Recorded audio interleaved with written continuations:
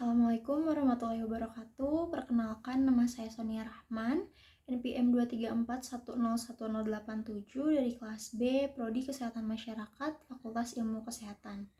Di sini saya akan menjelaskan materi tentang kebutuhan gizi bayi dan balita. Sebelumnya, menurut Permenkes nomor 25 tahun 2014 tentang upaya kesehatan anak, menyebutkan bahwa bayi adalah anak yang berusia 0 sampai 11 bulan, sedangkan balita adalah anak yang berusia 12 sampai 59 bulan. Baik, langsung saja, mengapa gizi penting bagi bayi dan balita? Yang pertama yaitu periode emas pertumbuhan. Masa bayi dan balita merupakan periode emas atau golden period bagi pertumbuhan dan perkembangan.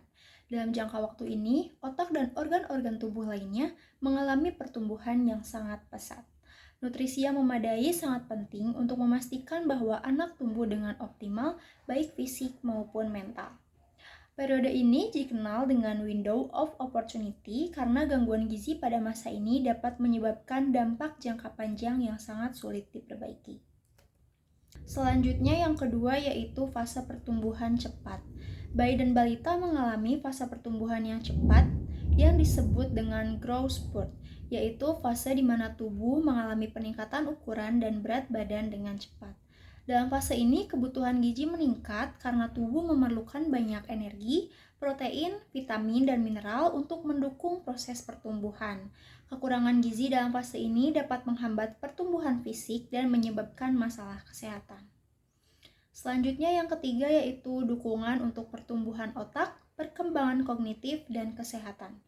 Nutrisi yang adekuat sangat penting untuk perkembangan otak dan fungsi kognitif. Misalnya zat besi, asam lemak esensial, dan protein merupakan komponen penting untuk perkembangan otak.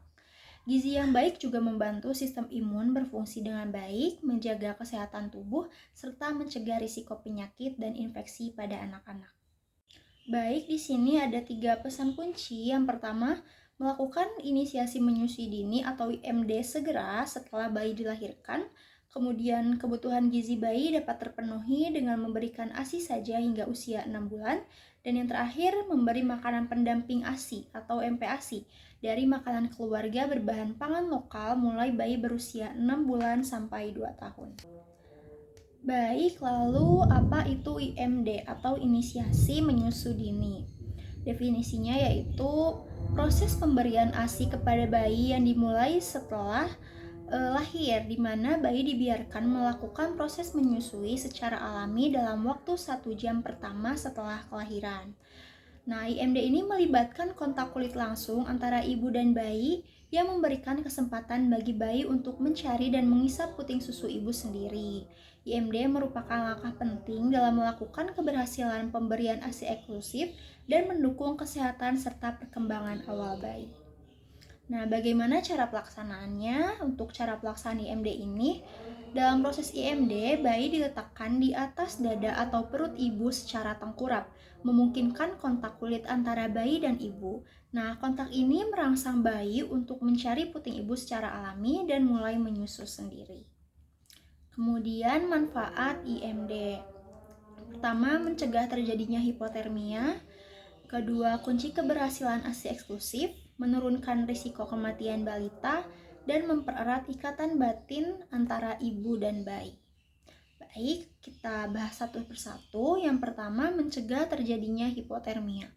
Dengan melakukan IMD, bayi diletakkan di atas dada ibu, memungkinkan terjadinya kontak kulit ke kulit. Kontak ini membantu menjaga suhu tubuh bayi tetap stabil, mencegah terjadinya hipotermia atau penurunan suhu tubuh yang berbahaya pada bayi yang baru lahir. Yang kedua yaitu kunci keberhasilan ASI eksklusif. IMD meningkatkan peluang keberhasilan pemberian ASI eksklusif selama 6 bulan pertama. Proses ini membantu bayi terbiasa menyusui dari ibu sejak awal, sehingga meningkatkan keteraturan menyusui dan produksi ASI ibu. Kemudian yang ketiga yaitu menurunkan risiko kematian balita. IMD dapat membantu menurunkan risiko kematian bayi dengan meningkatkan daya tahan tubuh bayi melalui kolostrum, yaitu ASI pertama yang kaya akan antibodi dan nutrisi. Kolostrum memberikan perlindungan awal terhadap infeksi dan penyakit yang dapat mengancam jiwa bayi. Dan yang terakhir yaitu mempererat ikatan batin antara ibu dan bayi. IMD juga membantu memperkuat ikatan emosional antara ibu dan bayi. Kontak fisik dan sentuhan yang terjadi saat IMD merangsang membantu menciptakan rasa aman pada bayi dan mendukung perkembangan emosional dan psikologis bayi.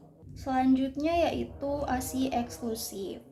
ASI atau air susu ibu adalah sumber nutrisi terbaik bagi bayi yang baru lahir hingga usia 6 bulan.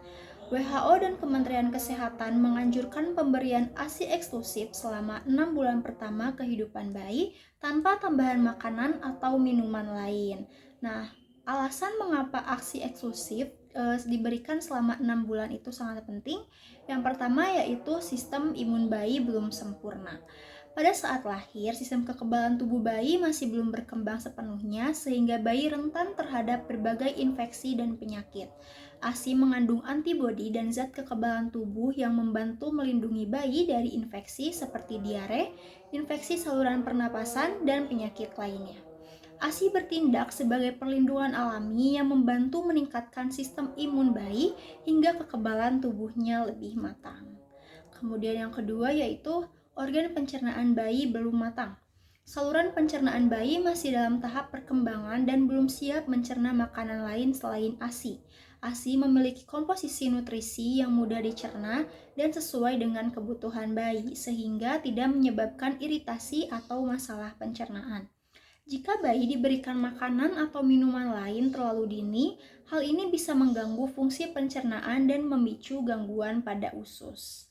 Kemudian yang ketiga yaitu mengurangi risiko terkena alergi. Protein dalam ASI lebih mudah diterima oleh tubuh bayi dan tidak menyebabkan reaksi alergi, sehingga membantu mengurangi risiko alergi pada anak. ASI juga membantu membangun toleransi imun pada bayi yang mengurangi kemungkinan terkena alergi terhadap makanan atau bahan tertentu di kemudian hari. Sementara itu, protein dari susu formula atau makanan lain bisa memicu reaksi alergi karena sistem imun bayi belum siap menerima zat asing. Yang keempat yaitu mencegah kejadian obesitas di kemudian hari. Bayi yang mendapatkan ASI eksklusif memiliki risiko lebih rendah mengalami obesitas saat anak-anak atau dewasa. ASI mengandung hormon leptin yang membantu mengatur nafsu makan dan metabolisme, sehingga bayi belajar mengenali rasa kenyang secara alami. Selain itu, ASI juga mengandung nutrisi yang seimbang sesuai kebutuhan bayi, sehingga mencegah bayi mengonsumsi kalori berlebihan. Dan yang kelima yaitu mengoptimalkan pertumbuhan otak. ASI mengandung DHA, AA, dan lemak esensial lain yang sangat penting untuk perkembangan otak.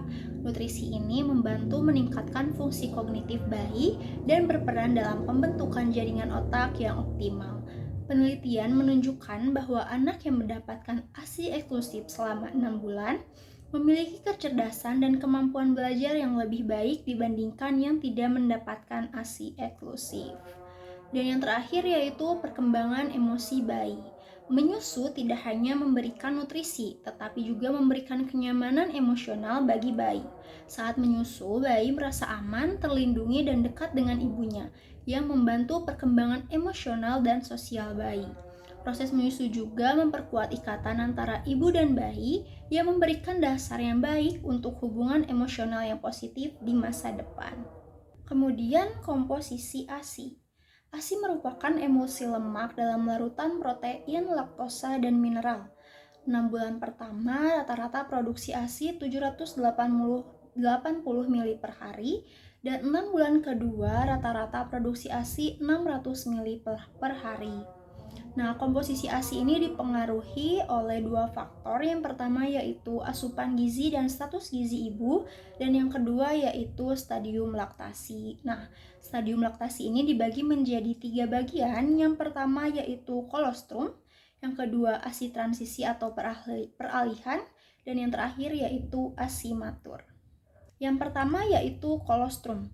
Kolostrum adalah ASI yang pertama kali diproduksi oleh ibu selama beberapa hari pertama setelah melahirkan. Nah, biasanya hingga 3-5 hari. Kolostrum memiliki warna kekuningan dan kental. Cairan ini sangat kaya akan antibodi, protein, vitamin, dan mineral, sehingga memberikan perlindungan awal yang penting bagi bayi yang baru lahir. Kolostrum ini juga mudah dicerna dan membantu pertumbuhan dan membantu dalam pembentukan sistem pencernaan bayi. Yang kedua, ASI transisi. ASI transisi adalah tahap berikutnya setelah kolostrum. Biasanya muncul antara hari ke-5 hingga ke-14 pasca persalinan. ASI transisi mengandung lebih banyak lemak, kalori, dan volume cairan yang lebih tinggi dibandingkan kolostrum, sehingga membantu memenuhi kebutuhan nutrisi bayi yang semakin besar.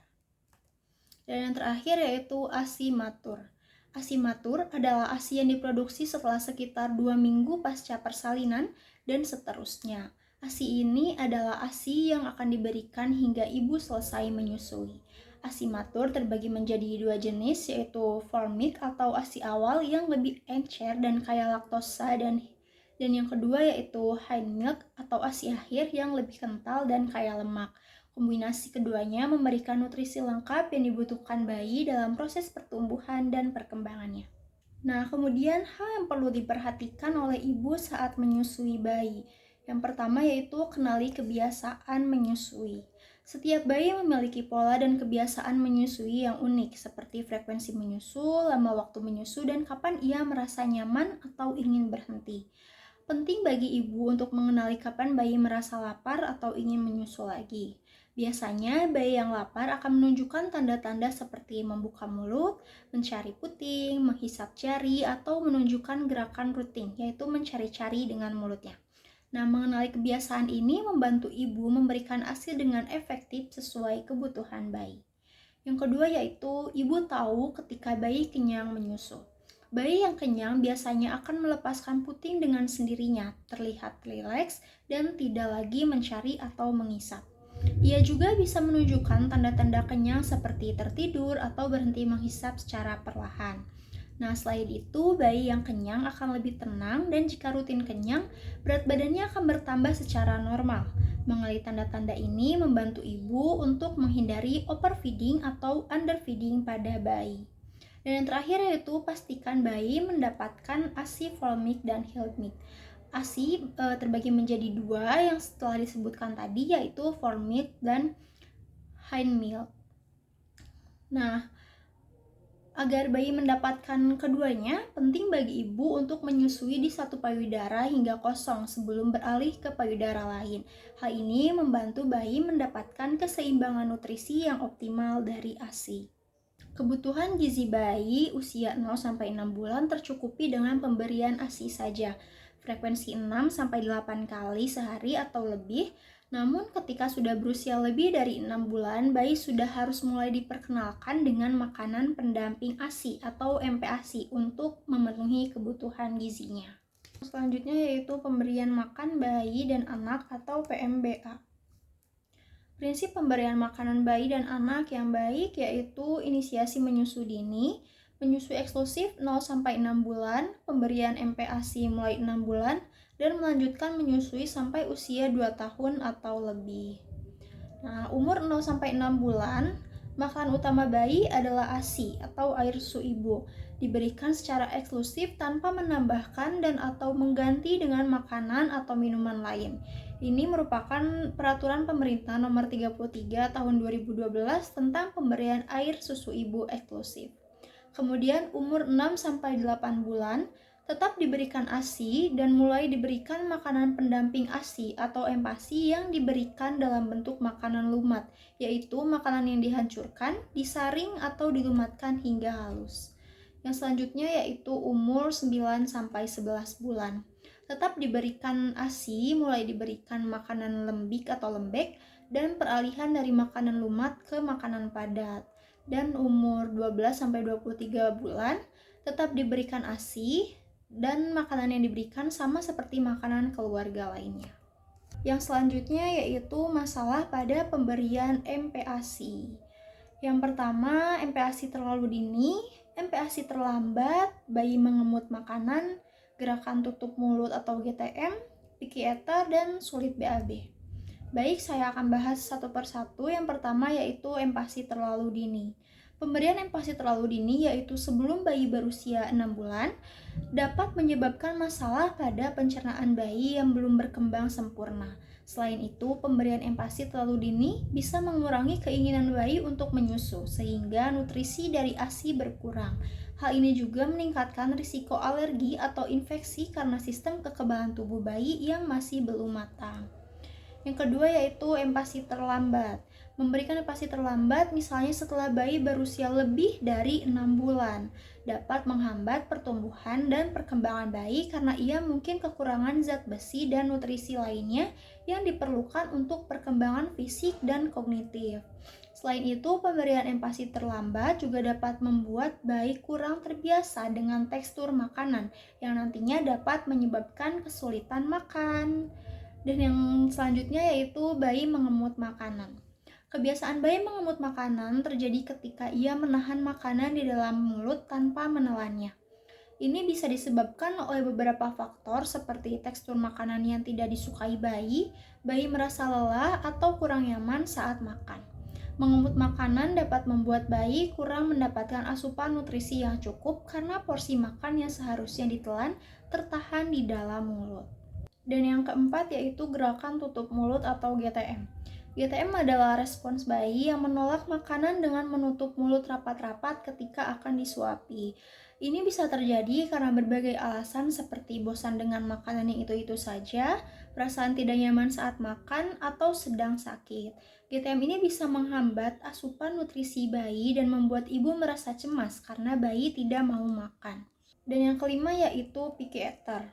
Adalah kondisi di mana bayi atau anak hanya mau makan makanan tertentu dan menolak jenis makanan lainnya. Biasanya mereka lebih memilih makanan yang mudah dikonsumsi atau memiliki rasa dan tekstur yang disukai. Hal ini bisa menyebabkan kurangnya variasi nutrisi dan membuat anak berisiko kekurangan zat gizi penting yang diperlukan untuk tumbuh kembang. Dan yang terakhir yaitu sulit buang air besar. Sulit BAB atau konstipasi pada bayi yang mulai empasi bisa disebabkan oleh perubahan pola makan, kurangnya serat dalam makanan, atau asupan cairan yang tidak mencukupi. Kondisi ini bisa membuat bayi merasa tidak nyaman, rewel, atau bahkan sakit saat BAB. Untuk mengatasi ini, penting untuk memastikan bayi mendapat cukup serat dari sayur dan buah, serta cukup minum air putih atau ASI tambahan. Nah, memahami masalah-masalah ini membantu orang tua untuk mendeteksi dan mengatasi kendala dalam pemberian empasi, sehingga nutrisi bayi tetap tercukupi dengan baik sesuai tahap perkembangannya. Baik, mungkin cukup sekian yang dapat saya sampaikan. Kurang lebih ya mohon maaf. Terima kasih. Wassalamualaikum warahmatullahi wabarakatuh.